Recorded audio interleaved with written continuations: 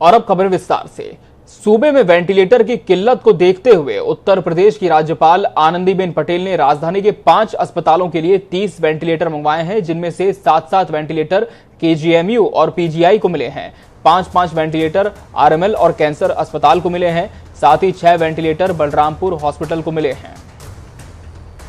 राज्यपाल ने 30 वेंटिलेटर मंगवाए हैं। ऑक्सीजन की किल्लत को दूर करने का भी यहां पर लगातार प्रयास किया जा रहा है। राज्यपाल ने 30 वेंटिलेटर मंगवाए हैं और सूबे में लगातार जो इंतजाम है मरीजों के लिए वो किए जा रहे हैं। राजधानी की बात करें तो अस्पतालों को यहां आज वेंटिलेटर मिला है। 5 अस्पतालों को ये 30 वेंटिलेटर मिले हैं। उत्तर प्रदेश में कोरोना संक्रमण की रफ्तार बढ़ती जा रही है। अस्पतालों में मरीजों की संख्या भी लगातार बढ़ रही है। कोरोना से जान गंवाने वालों का आंकड़ा भी बढ़ा है। इनमें से कई मौतों को रोका जा सकता था, लेकिन ऑक्सीजन की कमी की वजह से ऐसा नहीं हुआ। लेकिन अब योगी सरकार ने ऑक्सीजन की कमी दूर करने के लिए एक अहम फैसला किया है। सीएम योगी ने प्रदेश के अस्पतालों में 300 ऑक्सीजन प्लांट लगाने के निर्देश दिए हैं। सीएम योगी आदित्यनाथ ने सोमवार को यह अहम फैसला किया है।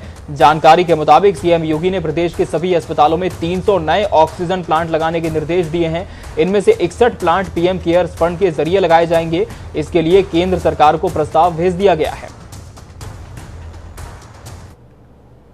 कोरोना महामारी के इस दौर से निपटने के लिए सीएम योगी लगातार कोशिश कर रहे हैं। इसी कड़ी में सीएम ने कोविड में युद्ध में जुटे सभी स्वास्थ्य कर्मियों का मनोबल बढ़ाने का दारोमदार उठाया है। अब समाज की सुरक्षा के लिए फ्रंट लाइन पर डटे फ्रंटलाइन वॉरियर्स को विशेष प्रोत्साहन देने के साथ ही उनका मानदेय बढ़ाने का भी फैसला हुआ है। साथ ही मेडिकल से लेकर पैरामेडिकल तक की पढ़ाई कर रहे अंतिम वर्ष के छात्रों को विशेष पैकेज देकर कोरोना की लड़ाई में उतारने की कवायद में भी यूपी सरकार जुटी हुई है। इसमें कोई दो राय नहीं कि सरकार के इस कदम से डॉक्टरों के अभाव की समस्या भी खत्म होगी। देश की सबसे अधिक आबादी वाले राज्य में कोरोना वायरस संक्रमण की दूसरी स्ट्रेन ने कहर बरपा रखा है। कोरोना के चलते लगातार हो रही मौतें बड़ी परेशानी का सबब बनी हुई हैं। सरकारी आंकड़ों के अनुसार कोरोना संक्रमण के कारण बीते 24 घंटे में 288 लोगों ने दम तोड़ा है। प्रदेश में एक दिन में मौत के आंकड़ों का भी रिकॉर्ड बनता जा रहा है। नाइट कर्फ्यू और वीकेंड लॉकडाउन के बाद भी उत्तर प्रदेश में बीते 24 घंटे में 29,192 नए मामले सामने आए हैं। तो वहीं इन्हीं 24 घंटे में 38,687 रोगियों ने कोरोना को मात देकर जिंदगी की जंग जीत ली है और वो स्वस्थ होकर अपने घर पहुंच गए हैं। उत्तर प्रदेश में ऑक्सीजन की किल्लत कम होने का नाम नहीं ले रही है। ऑक्सीजन की कमी के चलते प्रदेश के अलग अलग जिलों से मरीजों की मौत की खबरें सामने आ रही हैं। मेरठ मेडिकल थाना क्षेत्र के न्यूटीमा हॉस्पिटल में रविवार को कोरोना के 5 मरीजों की मौत हो गई। परिजनों ने ऑक्सीजन सप्लाई बंद होने और इलाज में लापरवाही से मौत का आरोप लगाते हुए अस्पताल में जमकर हंगामा कर दिया। इस दौरान तोड़फोड़ भी की गई। सूचना मिलने पर कई थानों की फोर्स मौके पर पहुंची और हालात को काबू किया। पीलीभीत की बात करेंगे, जहां सपा नेता और पूर्व मंत्री रियाज अहमद के बाद उनकी बेटी रुकैया आरिफ भी कोरोना से जंग हार गई। रुकैया आरिफ पूर्व जिला पंचायत अध्यक्ष थी। एक सप्ताह के अंदर पिता पुत्री दोनों कोरोना से जिंदगी की जंग हार गए।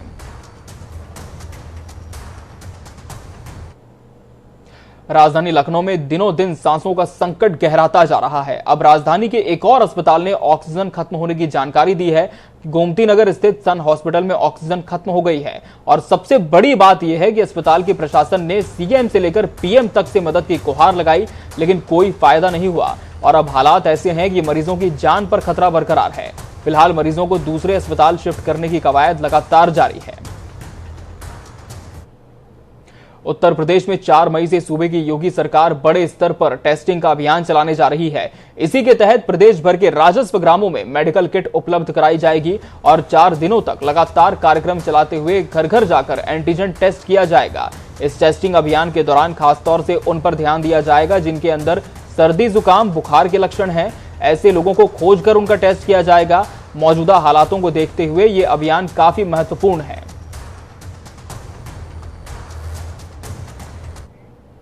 कांग्रेस के प्रदेश अध्यक्ष अजय कुमार लल्लू ने यूपी कोविड केयर फंड का हिसाब मांगते हुए कहा है कि सरकार के संवेदनहीन रवैये की वजह से जनता कोरोना महामारी से निजी तौर पर अपनी क्षमता से लड़ रही है। जिस समय लोगों को सरकार की सबसे ज्यादा जरूरत थी, उसी समय सरकार ने जनता का साथ छोड़ दिया। प्रदेश अध्यक्ष अजय कुमार लल्लू ने कहा कि अप्रैल 2020 में सरकार ने कोविड केयर फंड बनाया था और जुलाई 2020 में विभिन्न स्रोतों से 412 करोड़ रुपए जमा हुए थे, जिसका इस्तेमाल महामारी से बचने के लिए किया जाना था। 412 करोड़ में से 252 करोड़ विभिन्न कामों, 159.75 दवाएं लेने और चिकित्सा उपकरण और ढांचागत सुविधाएं जुटाने में खर्च किए गए।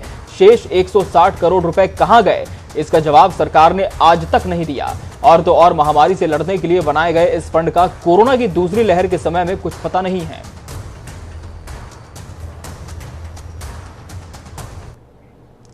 कोरोना के बढ़ते संकट के बीच उत्तर प्रदेश में लॉकडाउन बढ़ा दिया गया है। यूपी में 2 दिन के लिए लॉकडाउन बढ़ा है, यानी अब मंगलवार बुधवार भी लॉकडाउन रहेगा, जो गुरुवार सुबह 7 बजे तक जारी रहेगा। आपको बता दें कि कोरोना वायरस का प्रकोप उत्तर प्रदेश में लगातार जारी है और इसी के चलते प्रदेश सरकार ने पहले वीकेंड लॉकडाउन का ऐलान किया था, लेकिन उसे सोमवार तक बढ़ा दिया गया था। लेकिन अब इस पाबंदी को मंगलवार बुधवार के लिए भी लागू कर दिया गया है।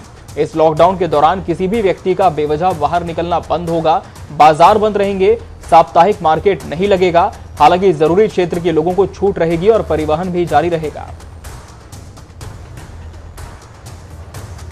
2 दिन का विस्तार और इस लॉकडाउन में किया गया है। संक्रमण की चेन को तोड़ने के लिए शासन प्रशासन इसे जरूरी बता रहा है।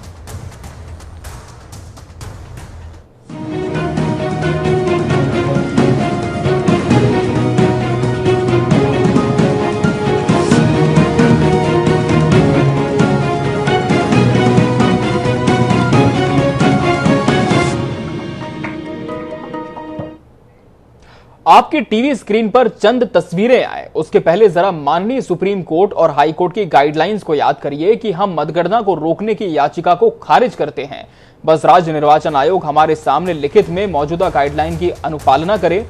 अब जरा ये तस्वीरें देखिए कि कैसे लोग चुनाव में डूबकर कोरोना को भूल चुके हैं। यहाँ ना ही सोशल डिस्टेंसिंग का पालन किया जा रहा है, ना ही कहीं पर सख्ती बरतती हुई दिख रही है, क्योंकि पुलिस बल भी तैनात था और जो गाइडलाइन थी वो ये थी कि मतगणना के दौरान भी सोशल डिस्टेंसिंग का पालन करना है। 4 तस्वीरें आपके सामने रखे हैं। आगरा, बाराबंकी, कुशीनगर और बदायूं से तस्वीरें सामने आई है, जहां पर पुलिस बल की तैनाती भी थी, लेकिन बड़ी संख्या में लोग एक साथ जुट गए। देखिए, सरेआम महामारी को दावत देने जैसी तस्वीरें हैं ये। यहाँ ना ही कोविड प्रोटोकॉल का पालन किया गया, ना ही किसी प्रशासनिक अधिकारी ने या फिर जो पुलिस बल तैनात था उसने भी ये जहमत उठाई कि इन्हें हटाया जाए। हालांकि कुछ जगहों से ऐसी तस्वीरें सामने भी आई जहां पर पुलिस ने सख्ती की और लोग भागते हुए नजर आए, क्योंकि कोविड प्रोटोकॉल का पालन कराना था। पहले चरण में 15 अप्रैल, दूसरे में 19, तीसरे में 26 और चौथे चरण में 29 अप्रैल को मतदान संपन्न हुआ था। प्रदेश में 75 जिलों में 4 चरणों में चुनाव हुए थे और ग्राम पंचायत प्रधान के लिए 58,000 से ज्यादा के पद रिक्त थे। ग्राम पंचायत सदस्य के 7,31,813 पदों के लिए मतदान हुआ था। पंचायत चुनावों में कोरोना का प्रभाव साफ तौर पर नजर आ रहा है और इसकी सबसे बड़ी तस्वीर आगरा के थाना एतमादपुर क्षेत्र के अंतर्गत देखने को मिली है। असल में गांव कुबेरपुर से प्रधान प्रत्याशी जसवीर सिंह सोमवार को 282 वोट से विजयी हुए, लेकिन जसवीर का परिवार ये नहीं समझ पा रहा कि अब इस जीत पर खुश हों या अफसोस करें, क्योंकि जसवीर को भले ही पंचायत चुनावों में जिताकर सराखों पर बिठा दिया गया हो, लेकिन वो कोरोना से जंग हार गए हैं। जी हां, जसवीर की 2 दिन पहले ही कोरोना के चलते मौत हुई थी।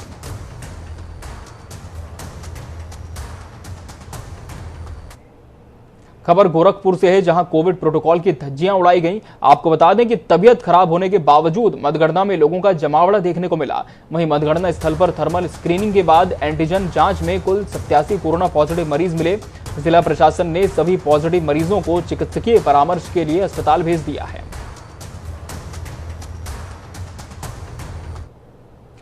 वहीं इन पंचायत चुनावों में काफी उलटफेर भी देखने को मिला। आजादी के बाद पहली बार समाजवादी नेता मुलायम सिंह यादव के पैतृक गांव सैफई का प्रतिनिधित्व एक दलित व्यक्ति करेगा। मुलायम सिंह यादव के करीबी विश्वास पात्र रामफल वाल्मीकि को सैफई के ग्राम प्रधान के रूप में चुन लिया गया है, जहां 48 वर्षों के लंबे समय के बाद पहली बार चुनाव हुए थे। और सबसे बड़ी बात कि इन चुनावों में सिर्फ 2 प्रत्याशी ही चुनावी मैदान में थे।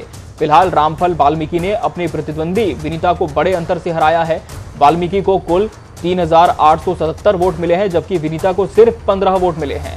सैफई ग्राम सभा से मुलायम सिंह यादव के करीबी और दोस्त दर्शन सिंह यादव लगातार जीतते चले आए थे। पिछले साल उनका निधन हो गया था, जिसके बाद ये सीट खाली हो गई थी। इस बार सैफई गांव की सीट अनुसूचित जाति के लिए आरक्षित की गई थी। ऐसे में रामफल वाल्मीकि उम्मीदवार बने और उन्हें चुनौती देने के लिए विनीता चुनाव में खड़ी हुई।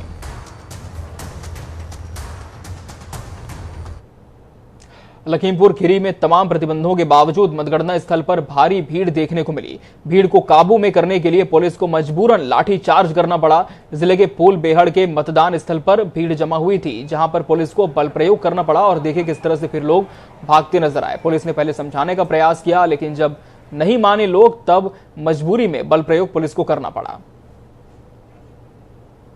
लखीमपुर खीरी से तस्वीरें आई हैं। पुलिस ने जहां लाठीचार्ज किया है, मतगणना स्थल पर बड़ी संख्या में लोग जमा हो गए थे। कोविड प्रोटोकॉल का पालन नहीं किया जा रहा था। पहले पुलिस ने इन्हें समझाने की कोशिश की कि आप यहां से हटिए, यहां पर इस तरह से आप जमा नहीं हो सकते, लेकिन लोगों का उत्साह भी चरम पर था। चूंकि मतगणना का दिन था, ऐसे में जब लोग नहीं माने तब पुलिस को लाठीचार्ज करना पड़ा और फिर लोग भागते हुए नजर आए। देखिए किस तरह से यहां पर प्रोटोकॉल का पालन कराना पुलिस के लिए कितना जरूरी हो गया कि बल प्रयोग भी पुलिस को करना पड़ा। पहले समझाने की कोशिश भी इन लोगों को की गई थी।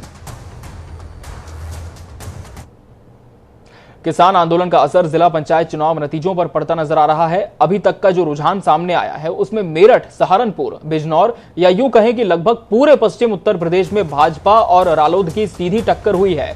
कुछ स्थानों पर बसपा के तो कहीं सपा के उम्मीदवार भी डटे हुए हैं। असली तस्वीर देर रात तक आएगी। पहली बार दलगत आधार पर हो रहे जिला पंचायत के चुनाव की घोषणा से पहले भाजपा अच्छी स्थिति में थी, लेकिन दिल्ली में चल रहे किसान आंदोलन के बाद राष्ट्रीय लोकदल एकाएक मुख्य मुकाबले में आ गई।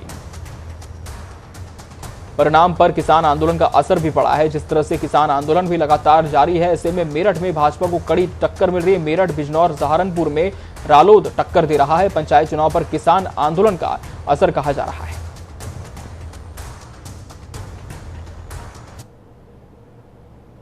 राजधानी लखनऊ में सिविल अस्पताल में टीकाकरण अभियान जारी है। टीका लगवाने के लिए युवाओं के साथ बुजुर्ग भी मौजूद हैं। महिलाओं और पुरुषों के लिए अलग अलग लाइन लगवाई गई। अभियान के तहत सिविल अस्पताल में तकरीबन 350 लोगों ने वैक्सीनेशन करवाया है।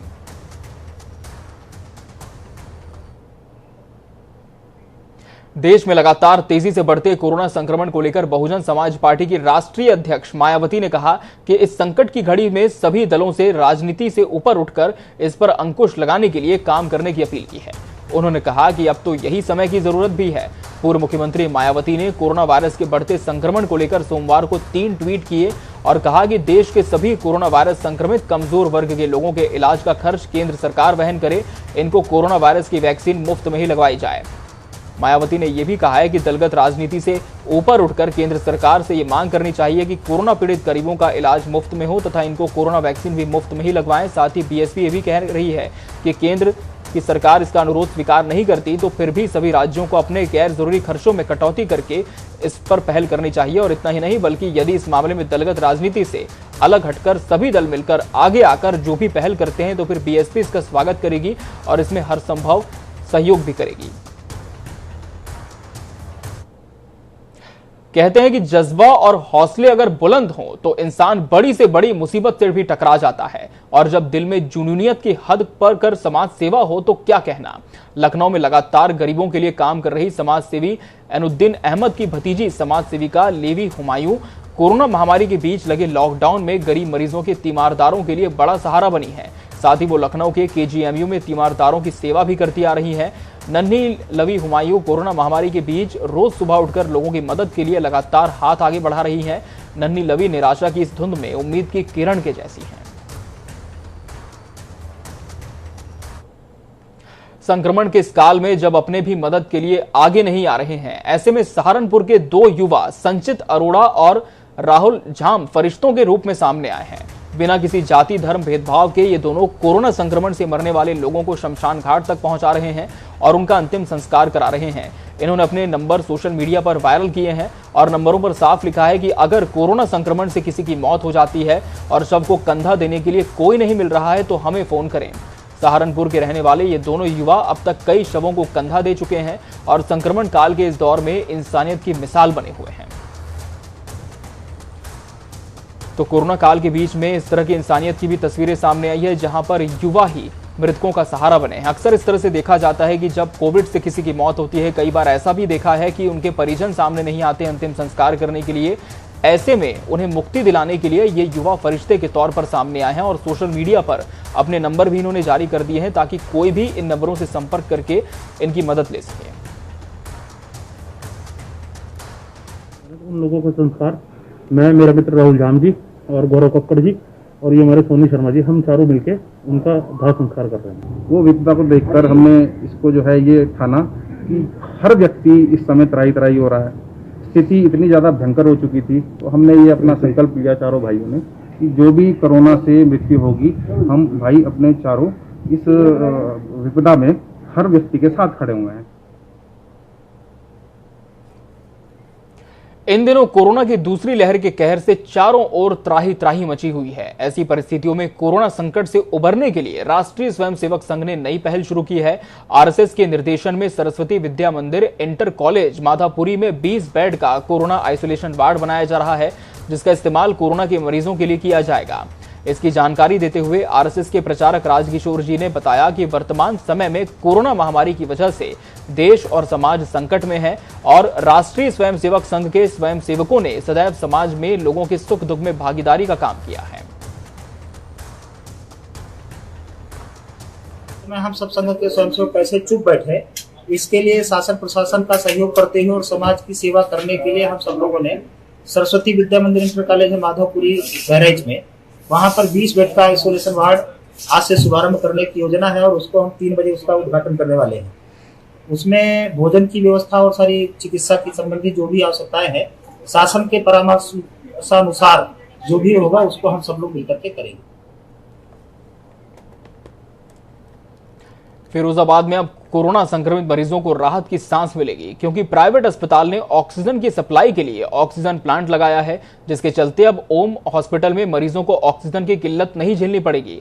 आपको बता दें कि 2 दिन पहले मरीजों को सीरियस हालात को लेकर सरकारी अस्पताल से 2 सिलेंडर मंगाए गए हैं, जिसके चलते अराजक तत्वों ने नगर विधायक और वहां के प्राइवेट अस्पताल और सरकारी अस्पताल की मिलीभगत का आरोप लगाया था, जिसके चलते ओम हॉस्पिटल ने यह निर्णय लिया कि वो अब खुद के ऑक्सीजन प्लांट का निर्माण कराएगा।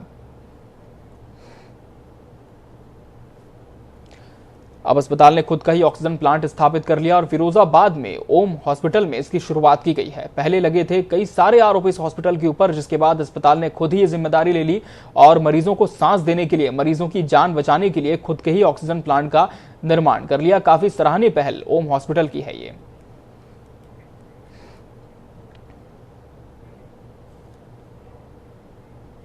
बढ़ते कोरोना संक्रमण के बीच इस वक्त देश में रेमडेसिविर इंजेक्शन के लिए मारामारी मची हुई है। लगभग सभी राज्यों में बाजार में इसकी कमी बनी हुई है। लोग 2 से 3 गुना कीमत देकर भी इंजेक्शन खरीदने को मजबूर हैं। इस बीच मरीजों की उखड़ती सांस को बचाने के लिए रेमडेसिविर के विकल्प के रूप में एक ऐसे इंजेक्शन की चर्चा है जो बाजार में मात्र 10 रुपए में उपलब्ध है और दावा किया जा रहा है कि यह इंजेक्शन 24 घंटे में ऑक्सीजन लेवल ठीक करीब 5,000 रुपए तक मिलता है, जबकि डेक्सामेथासोन के एक इंजेक्शन की कीमत मात्र 10 रुपए है। ऐसे में इसकी पूरी डोज यानी 6 इंजेक्शन करीब 60 रुपए में ही मिल जाएंगे। रेमडेसिविर इंजेक्शन को कोरोना मरीजों के इस्तेमाल के लिए विश्व स्वास्थ्य संगठन ने भी अब तक मान्यता नहीं दी है। ऐसे में डेक्सामेथासोन को लेकर डॉक्टर्स के दावे को सही माने तो ये कोरोना के इलाज में बहुत फायदेमंद साबित हो सकता है। इससे इलाज भी सस्ता होगा और रेमडेसिविर की तरह मारामारी भी नहीं मचेगी। हालांकि इंतजार करना होगा कि भारतीय एजेंसियां कब तक इसके इस्तेमाल के बारे में फैसला लेती हैं। Bureau report, INS 24/7। देश भर में कोरोना का कहर एक बार फिर देखने को मिला है। क्या बस स्टैंड, क्या रेलवे स्टेशन, हर जगह लोगों और मजदूरों का पलायन देखा जा रहा है। ऐसे में क्या लोगों के मन में एक बार फिर लॉकडाउन लगने का भय घर कर गया है? ये बड़ा सवाल उठ रहा है। इसी के साथ इस बुलेटिन में फिलहाल इतना ही। दीजिए इजाजत। नमस्कार।